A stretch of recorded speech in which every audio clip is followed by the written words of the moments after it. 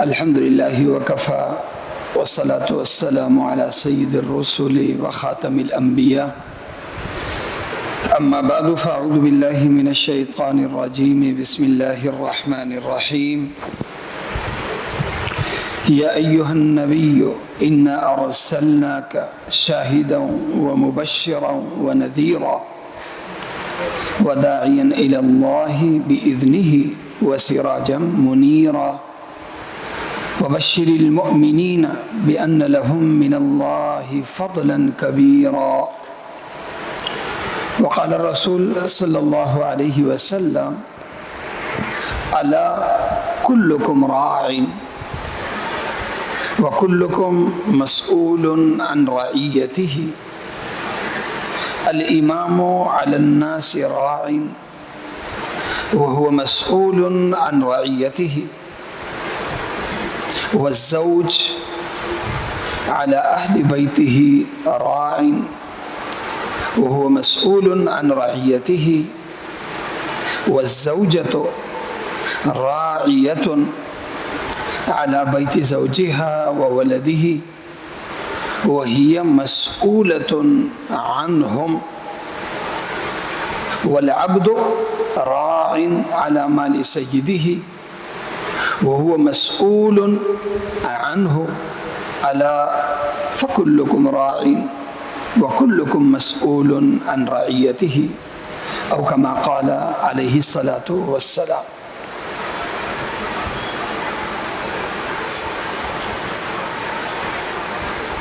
آج کا موضوع ہے جناب رسول کریم صلی اللہ علیہ وسلم کا طرز انقلاب.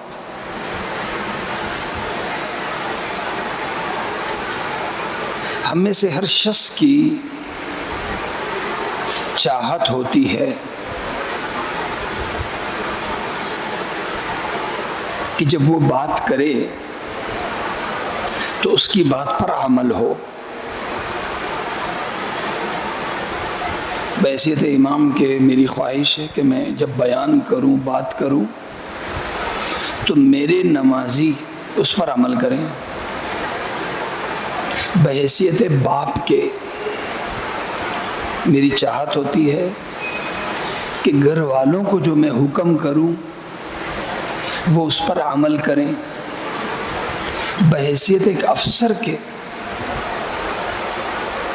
ایک ادارے کے ذمہ دار کے میری چاہت ہوتی ہے کہ جو میں بات کروں تو اس پر عمل ہو. میں پڑھاتا ہوں بحیثیت ایک استاذ کے میری چاہت ہوتی ہے کہ میں جو پڑھاؤں، میں جو تربیت کروں، عملی طور پر اس کا اثر مجھے طلبہ میں نظر آئے. چاہت ہم سب کی ہے، حکمران سے لے کر گھر کے بڑے تک ہر ذمہ داری رکھنے والے شخص کی خواہش ہوتی ہے کہ اسے اس کے دیے ہوئے حکم پر عمل ملے.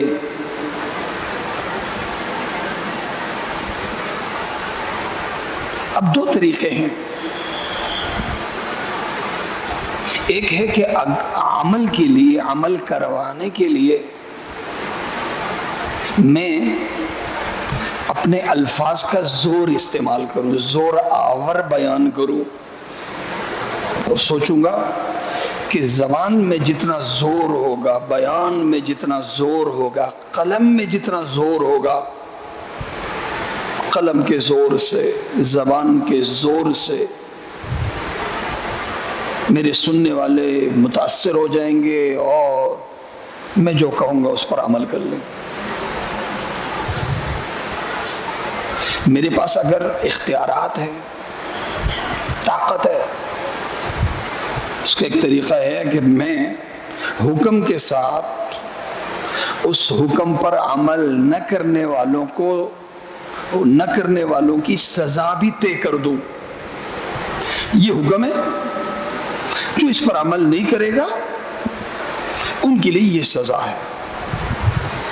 تو میں سیٹ کا زور، عہدے کا زور استعمال کروں اور زور پہ میں چاہوں کہ لوگ عمل کرنے والے بنے۔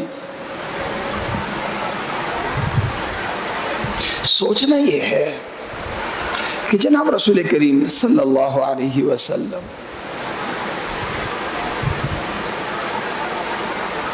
آپ جو بات فرماتے تھے، آپ کے صحابہ کرام رضوان اللہ علیہ مجمعین جیسا آپ کو کرتے ہوئے دیکھتے تھے،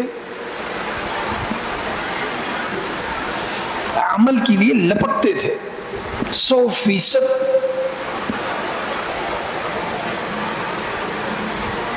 آپ کی کہی ہوئی بات پر حضرات صحابہ کرام رضوان اللہ علیہ مجمعین عمل کرتے تھے۔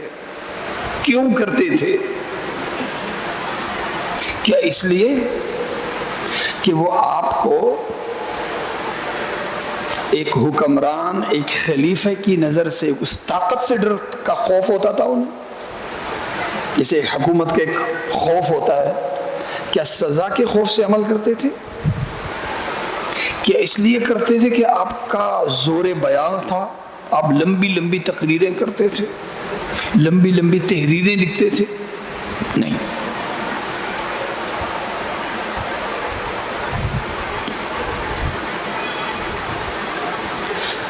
حضرات علماء نے لکھا ہے، حضرات علماء کرام لکھتے ہیں کہ اللہ کے نبی صلی اللہ علیہ وسلم کے طرز انقلاب،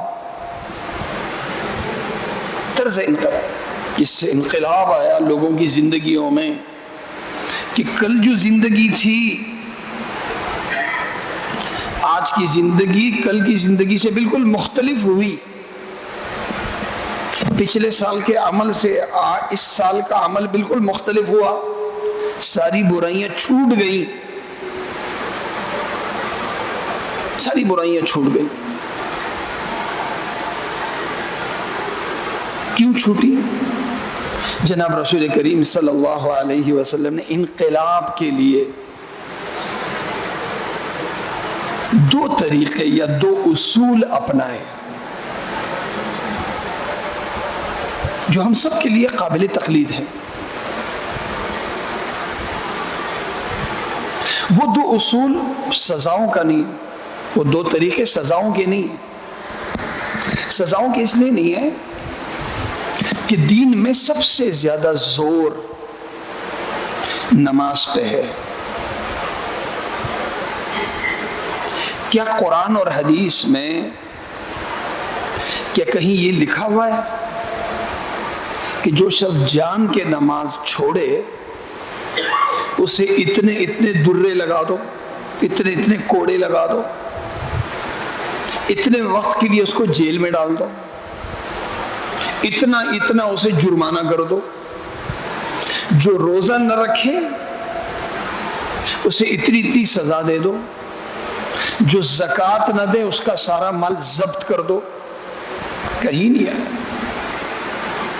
ہمیں قرآن و حدیث میں کسی گناہ پہ اگر سزا ملتی ہے تو وہ صرف حدود ہیں۔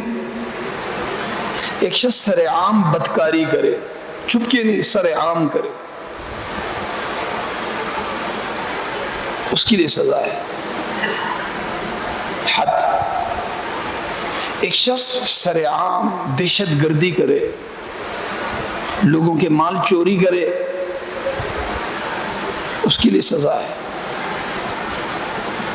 ایک شخص سر عام شراب پیے کہ لوگ دیکھیں اسے شراب پی رہا ہے، شرابی ہے، منشیات کا کاروبار کرے، اس کے لیے سزا ہے، مخصوص سزا۔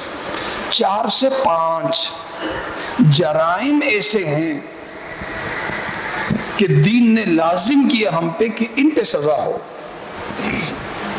باقی جتنے فرائض ہیں، نماز ہے، روزہ ہے، زکوٰۃ ہے، اور جتنے فرائض ہیں اور جتنے ممنوعات ہیں جن سے منع کیا، غیر شرعی امور، ان پہ اللہ کے نبی صلی اللہ علیہ وسلم نے وعیدیں تو سنائی ہیں، دنیا میں اس پر سزائیں نہیں بتائی۔ لہذا یہ جو ہمارا ذہن ہے کہ تبدیلی کے لیے ڈنڈا ضروری ہے، یہ بالکل فضول بات ہے، بالکل فضول۔ ڈنڈا ہوگا تو عمل ہوگا، ڈنڈا نہیں ہوگا تو عمل نہیں ہوگا، بالکل غلط ہے۔ مدینے کے لوگ 100% نمازی بنے کیا ڈنڈے کے زور پہ؟ کس کو سزا ملی؟ کیا 100% زکوٰۃ دینے والے لوگ بنے کیا ڈنڈے کے زور پہ؟ نہیں۔ اب ثابت کریں زکوٰۃ نہ دینے والوں کو کیا سزا ملی؟ اللہ کے نبی صلی اللہ علیہ وسلم نے ابتدا ڈنڈے سے نہیں کی، طاقت سے نہیں کی، بلکہ عمل کی ابتدا اپنے آپ سے کی، اپنے آپ سے۔ میں چاہوں کہ میرے زیر اختیار جتنے لوگ ہیں سب کا عمل تبدیل ہو جائے تو ضروری ہے کہ میں ابتدا اپنے آپ سے کر لوں، اپنے آپ سے۔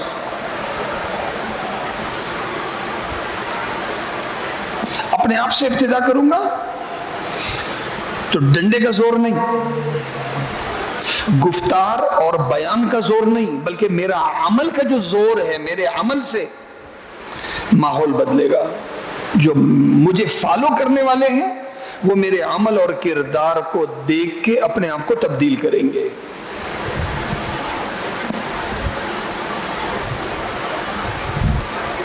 اور پھر ہم جسے کہتے ہیں نا بڑا، تو بڑا وہ نہیں ہے جس کے حقوق زیادہ ہو، دین میں بڑا وہ ہے جس کی ذمہ داری زیادہ ہو۔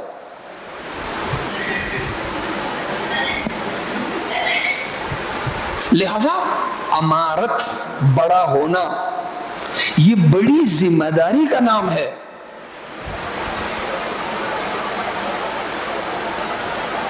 بڑا وہ ہے جو بڑی ذمہ داری رکھتا ہو، بڑا وہ نہیں جو بڑا حق رکھتا ہو۔ لہذا اللہ کے نبی صلی اللہ علیہ وسلم نے جس عمل کا حکم فرمایا،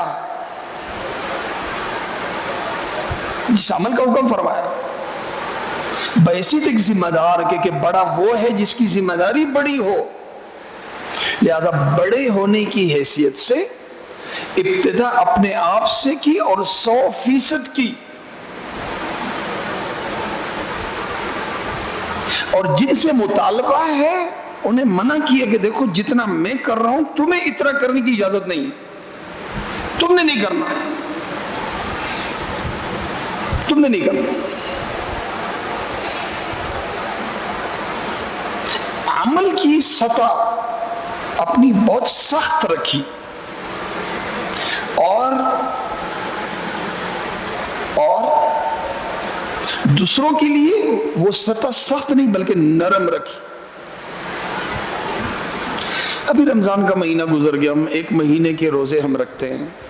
شعبان، رمضان سے پہلے اللہ کے نبی صلی اللہ علیہ وسلم سب سے زیادہ جس مہینے کے روزے رکھتے تھے وہ شعبان کا مہینہ تھا۔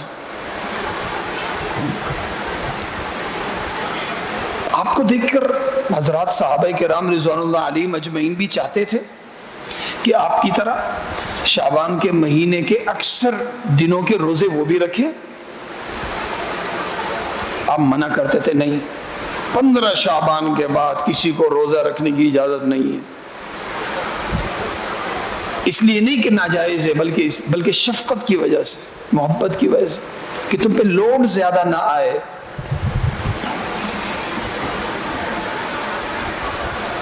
جیسے ایک محبت کرنے والی ماں اپنے بچے کا بوجھ اٹھاتی ہے،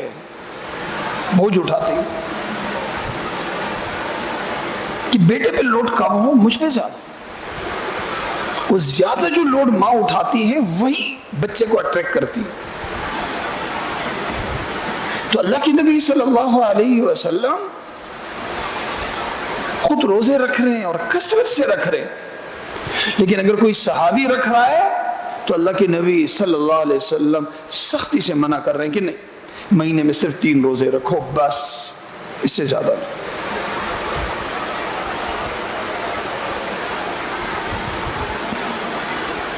ہم نمازیں پڑھتے ہیں، ہم سے مطالبہ ہے 5 نمازوں کا۔ خود اللہ کے نبی صلی اللہ علیہ وسلم 5 نمازوں کی نہیں بلکہ 8 نمازوں کی پابندی فرماتے تھے۔ ہماری نماز شروع ہوتی ہے فجر سے، اللہ کے نبی صلی اللہ علیہ وسلم کی نماز شروع ہوتی تھی تہجد سے۔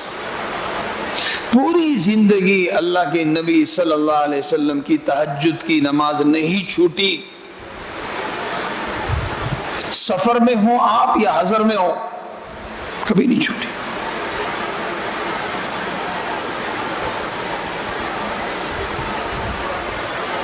پوری رات آرام نہیں ہوا، سفر میں ہے آرام نہیں ہوا، شدید تھکاوٹ ہے، لیکن اللہ کے نبی صلی اللہ علیہ وسلم تہجد کی نماز پڑھتے تھے۔ ہم فجر کی نماز کے بعد سے لے کے ظہر تک فارغ۔ اللہ کے نبی صلی اللہ علیہ وسلم فجر کی نماز کے بعد پھر اشراق کی نماز بھی پابندی سے پڑھتے تھے، چاشت کی نماز بھی پابندی سے پڑھتے تھے۔ اور نماز ہم پڑھتے ہیں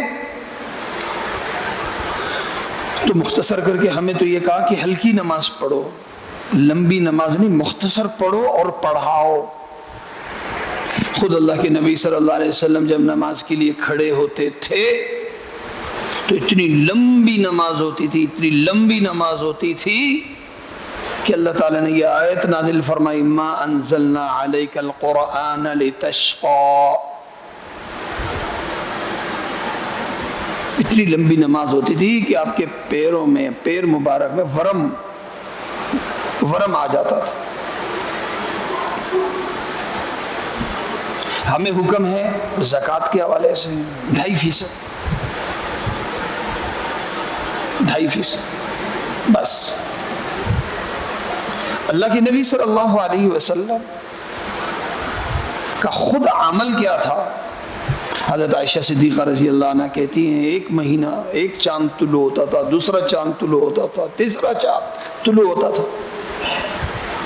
اللہ کے نبی صلی اللہ علیہ وسلم کے گھر سے دھواں نہیں نکلتا تھا۔ یعنی گزارا کس پہ ہوتا تھا؟ پانی اور کھجور پہ۔ یہ تک قربانی جو ہوتا تھا سب دوسروں پہ لگاتے تھے، اور ہمیں حکم ہے کہ جو تمہارے پاس ہو صرف 2.5% دوسروں پہ لگا دو۔ اب ایک بڑے کے عمل کا ایک طرز یہ ہو کہ جو وہ کہتا ہے ابتدا اپنے آپ سے کرتا ہے اور سختی اپنے لیے رکھتا ہے، دوسروں کے لیے نرمی رکھتا ہے۔ تو اگر یہی معمول حکمران سے لے کے گھر کے سربراہ تک کا بن جائے تو کیا انقلاب نہیں آئے گا؟ پھر دوسرے نمبر پہ اگر کسی نے غلطی کر دی، کوئی سستی کر دی، تو اللہ کے نبی صلی اللہ علیہ وسلم قرآن نے آپ کی 2 صفتیں بیان کی، نذیر اور بشیر۔ کرنے والوں کے لیے جو کرتے تھے ان کے سامنے وہ اللہ کے وعدے رکھتے تھے کہ اس عمل پہ اللہ نے یہ وعدہ کیا ہے، اور اگر کوئی اطاعت نہیں کر رہا تو اسے وعید سنا دیتے تھے۔ اچھائی کا انجام کیا ہے، اچھائی پہ کیا ملے گا، یہ ترغیب ہے۔ ایک گناہ کے ارتکاب پہ کیا ہوگا، اس پہ کیا وعیدیں ہیں، وہ آپ سناتے تھے۔ تو عمل پہ لانے کے لیے اللہ کے نبی صلی اللہ علیہ وسلم کا طریقہ ہوتا تھا ترغیب اور ترہیب، یعنی اللہ کے نبی صلی اللہ علیہ وسلم سمجھاتے تھے، مطمئن کرتے تھے اگلے کو کہ اچھائی کرو گے تو اچھائی کے فائدے کیا ہیں، برائی کرو گے تو برائی کے نقصانات کیا ہیں. تو باتیں ہو گئی. عمل ابتدا اپنے آپ سے، اور اپنے آپ سے ابتدا کا مطلب خود سب سے زیادہ عمل ہو، اور خود یہ نہیں کہ جتنا میں کر رہا ہوں اس سے زیادہ یا اس کے برابر دوسرے کریں، نہیں، جتنا میں کر رہا ہوں اس کا آدھا بھی دوسرے کر لیں تو یہ بھی مجھے قبول. اور ایک شخص اگر اس پہ نہیں آ رہا تو اسے سمجھایا جائے. سزا کا جو آپشن ہے اسے انتہائی مجبوری میں اس آپشن کو استعمال کیا جائے. اب ایک ادارے کا سربراہ ہے، وہ چاہتا ہے کہ ادارے میں جتنے لوگ ہیں سب وقت کے پابند ہوں، اپنی ڈیوٹی کو فل ٹائم دے، ڈنڈی نہ مارے. تو ایک طریقہ سزا کا ہے، ایک طریقہ خود کے عمل کا ہے. جو پیار والا راستہ ہے وہ یہ ہے کہ دوسروں سے قربانی لینے کے بجائے خود اپنے آپ کو پیش کرو. ادارے کا سربراہ اگر وقت کا پابند ہوگا تو دوسرے بھی پابند ہوں گے. ایک بڑا یہ چاہتا ہے کہ جس ادارے میں میں ہوں وہاں کوئی کرپشن نہ ہو، غیر قانونی کوئی حرکت نہ ہو. ادارے کا بڑا اگر خود اس پہ 100% عمل کر رہا ہے اور دوسروں کو ترغیب دے رہا ہے، ذہن بنا رہا ہے، رسول کریم صلی اللہ علیہ وسلم کے یہی 3 طریقے استعمال کر کے کر رہا ہے، تو کتنا بڑا محکمہ ہو، کتنا بڑا مالیاتی محکمہ ہو، آپ دیکھیے گا مہینے کے اندر انقلاب آ جائے. ہم یہ چاہیں کہ ہمارے گھر سے برائیاں ختم ہوں، ہم یہ چاہیں کہ محلے سے برائیاں ختم ہوں، ہم اپنے آپ سے ابتدا کر لیں. انشاءاللہ اس طریقے سے ہم اگر گھر میں، ادارے میں، محکمے میں اگر اس طریقے سے ہم انقلاب کا یہ راستہ رسول کریم صلی اللہ علیہ وسلم کا اپنائیں گے تو ہم دیکھیں گے کہ مختصر وقت میں اللہ تعالیٰ بہت بڑی تبدیلی لے آئے گا. اللہ تعالیٰ مجھے اور آپ سب کو عمل کرنے کی توفیق عطا فرمائے. اذان ہوگی، اذان کے بعد سنت ہے.